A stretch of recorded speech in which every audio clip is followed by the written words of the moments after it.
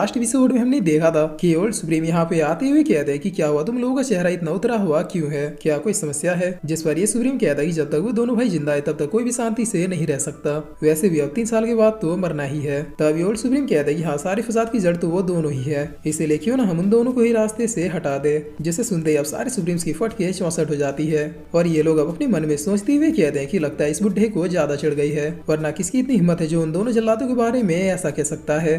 जिस पर ये ओल्ड सुप्रीम अब बहुत ही सीरियस होते हुए कहते हैं कि मैंने अभी जो कहा उसे समझने की कोशिश करो, अगर ये दोनों ही नहीं होंगे तो फिर इस पूरे नोरिलम पे हम राज करेंगे। तब ये सुप्रीम कहते हैं कि लगता है आप सठिया गए हैं, क्या आप भूल गए कि उन दोनों ने महज 17 साल की उम्र में पूरे नोरिलम को डोमिनेट कर दिया था। इसके अलावा जिन सुप्रीम ने उनके खिलाफ जाने की कोशिश की उन सुप्रीम्स को खुद ये दोनों हेल के दरवाजे तक पहुंचा के आए थे, इसलिए ये फालतू बातें बंद कीजिए वरना आप तो जाएंगे शर्म हमें भी लेते चल जाएंगे।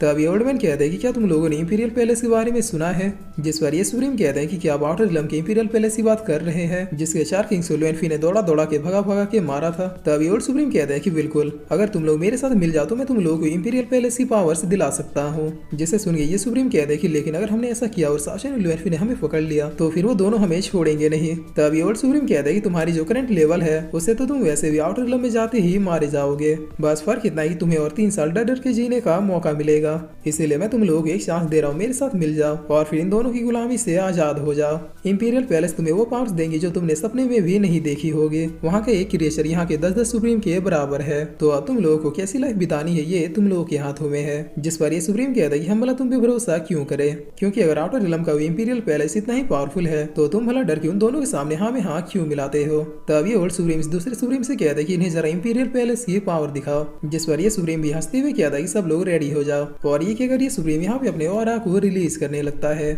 जो कि ऑलमोस्ट सुप्रीम लेवल के पीक लेवल के भी बियॉन्ड थे और इसके बाद ऑरा के प्रेशर से सारे सुप्रीम अब पीछे हटने लगते हैं। तब ये सारे सुप्रीम इस पावर को देखते हुए कहते हैं कि आखिर ये क्या पावर है, ऐसा लग रहा है कि मानो ये अभी इमॉर्टल रिलम में एंटर करेगा। जिस पर ये ओल्ड मैन कहता है कि राइट, तुम लोगों ने बिल्कुल सही गेस किया, ये अब बहुत ही जल्द वाकई में इमॉर्टल रिलम को भी अचीव कर लेगा। तब ये सुन के सारे सुप्रीम बहुत ही शौक होते हुए कहते हैं कि लेकिन आखिर ये कैसे हो सकता है। जिस पर ये ओल्ड मैन कहता है कि मैंने कहा ना कि तुम लोग बस मुझे ज्वाइन करो, फिर देखो तुम लोग भी कितने शॉर्ट टाइम में इमॉर्टल रिलम को ब्रेक कर लोगे और इस बात के लिए मैं 100% की गारंटी भी दे सकता हूँ। तब ये सुन के अब इन सुप्रीम्स का भी मन डोलने लगता है और ये लोग अब काफी डरते हुए पूछते हैं कि लेकिन इससे कोई प्रॉब्लम तो नहीं होगी ना। जिस पर ये ओल्ड सुप्रीम अब ऊंची बातें करते हुए कहते हैं कि भला प्रॉब्लम कैसी, अगर तुम लोग के पास भी गॉड लेवल की पावर्स आ जाए तो फिर तुम लोगों का कौन क्या ही उखाड़ लेगा, बल्कि लोग तो तुम्हारी पूजा क्या करेंगे।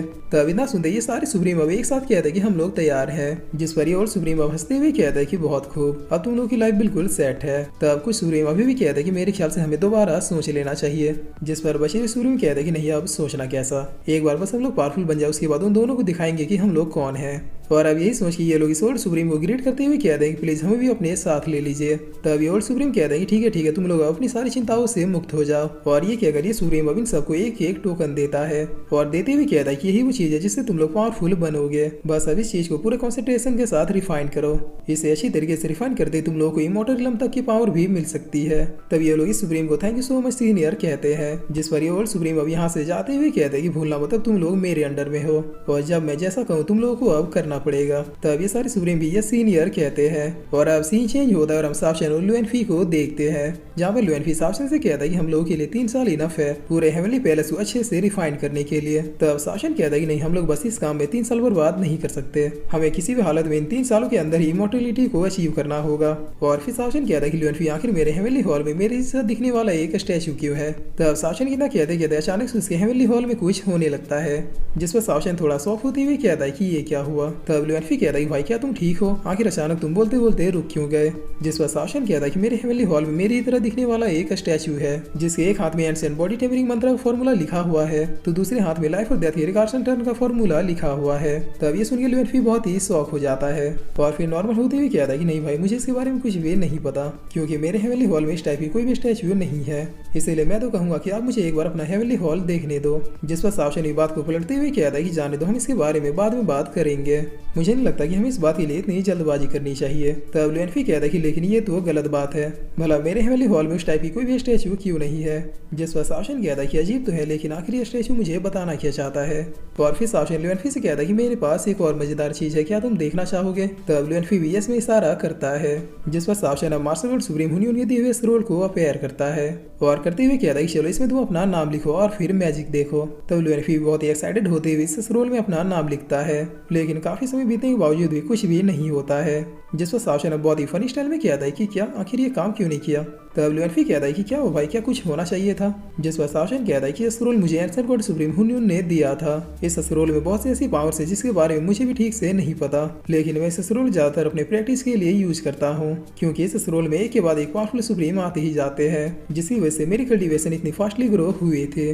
लेकिन मैं ये समझ नहीं पा रहा हूँ कि आखिर ये तुम पे काम क्यों नहीं कर रहा। अगर ये रोल तुम पे भी काम करता तो तुम भी बहुत ही फास्टली अपने कल्टीवेशन को ग्रो कर सकते थे। तब लुएनफी कहता है कि भाई अगर ऐसी बात है तो फिर मैं एक बार और ट्राई जरूर करना चाहूंगा, क्या पता इस बार कुछ हो जाए। और फिर इसी के साथ ये एपिसोड यहीं पे खत्म होता है।